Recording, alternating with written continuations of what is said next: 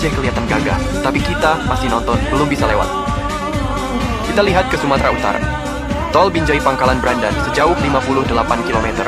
Dibangun 2020, rampung 2024. Maret 2025 sudah bisa dilintasi penuh tanpa drama. Tapi Aceh, Tol Sigli Banda Aceh dibangun sejak 2018. Udah 2025, masih buka tutup untuk sekedar fungsional. Lebih parahnya lagi, 2 ruas tol Aceh dihapus dari proyek strategis nasional.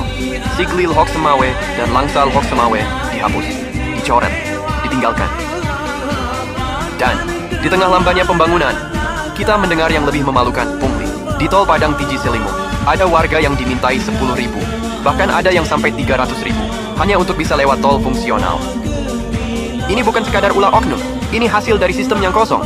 Karena saat ruang dibiarkan abu-abu, akan muncul yang memanfaatkan. Ketika kejelasan negara lambat, kelicikan sipil akan lahir lebih cepat.